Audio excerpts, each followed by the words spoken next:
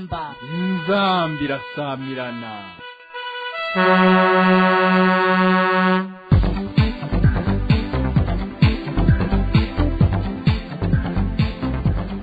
Le journal avec Julienne Mudinga.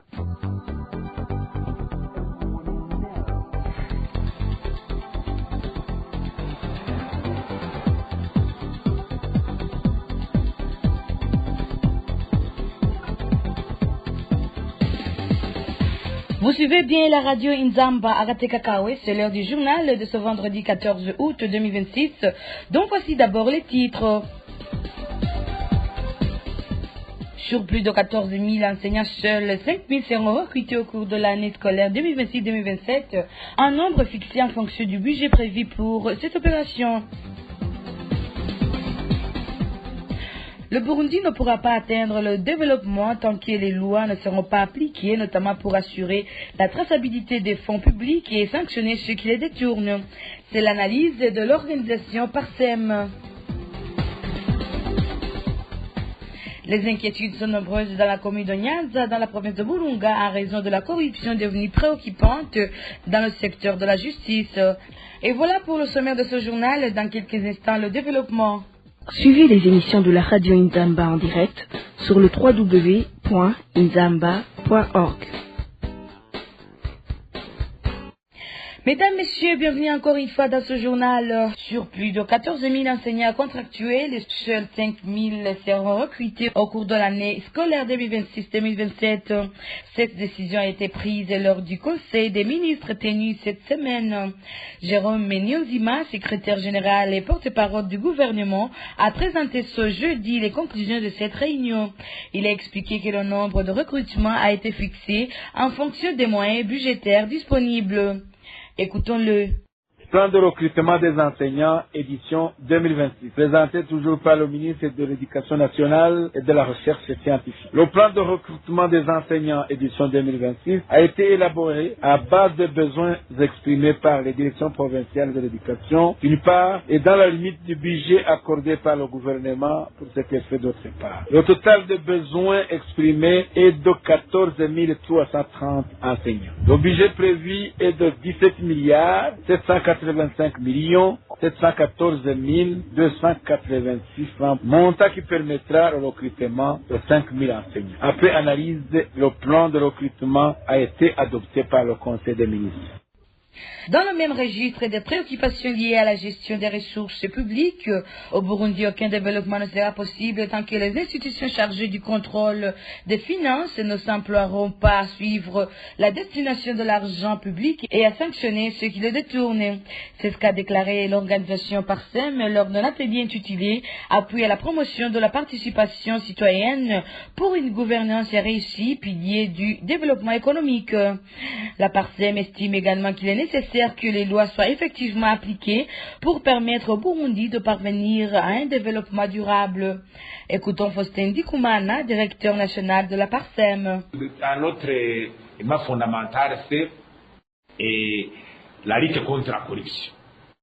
Nous avons vu très récemment comment la construction des bureaux de zone a été organisée, très récemment comment a été émaillée par plusieurs cas de barbarisation au niveau de la passation des marchés.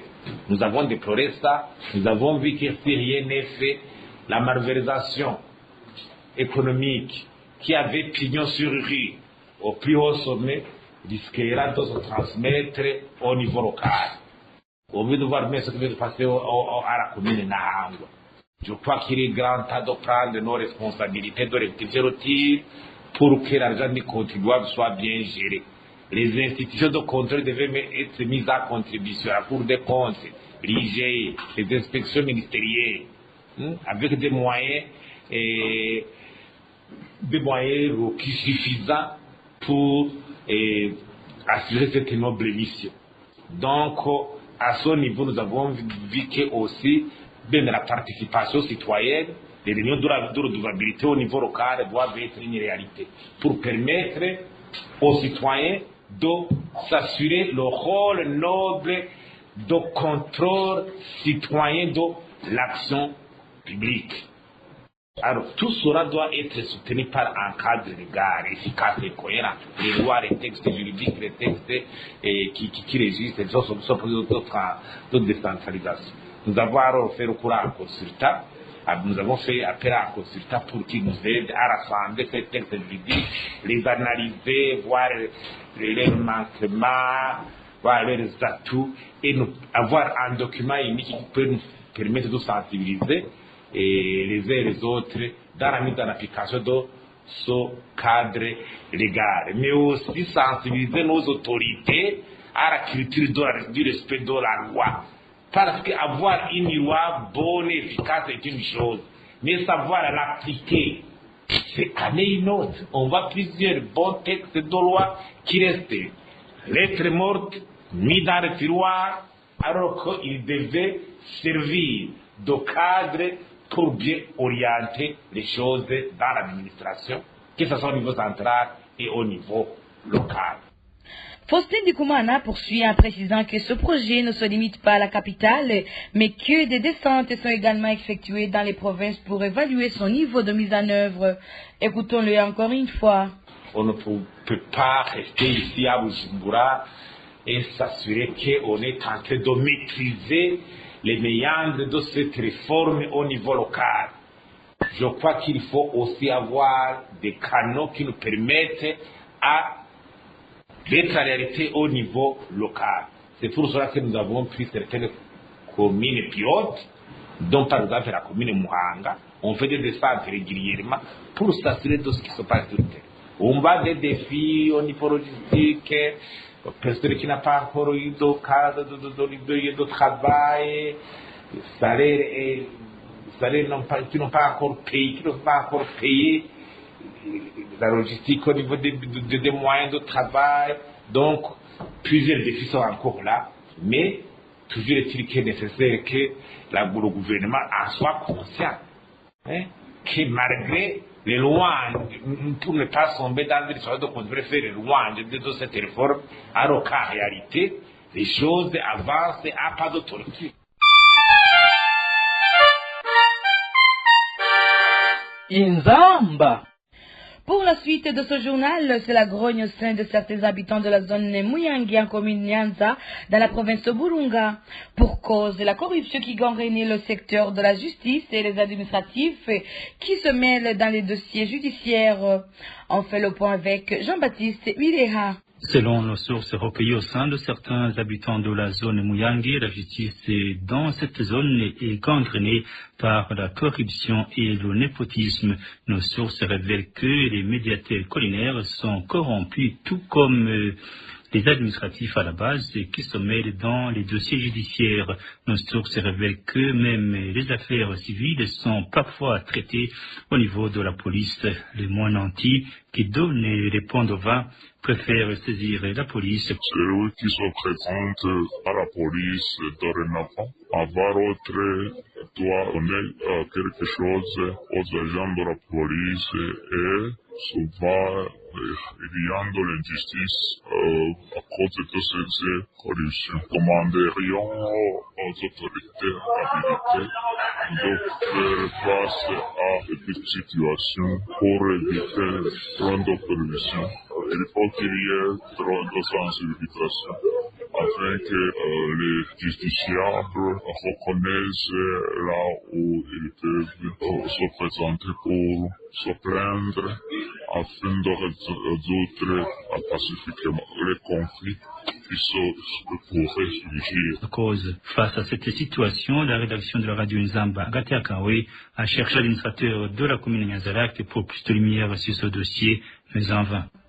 Pour clore ce journal, des Burundais rapatriés de force des camps de Nyarugusu et d'Onduta en Tanzanie vivent dans des conditions difficiles. Certains affirment ne pas avoir reçu les vivres prévus pour les 3 premiers mois, tandis que les enfants ne sont toujours pas scolarisés. Plus de détails avec notre confrère Pierre Garungu.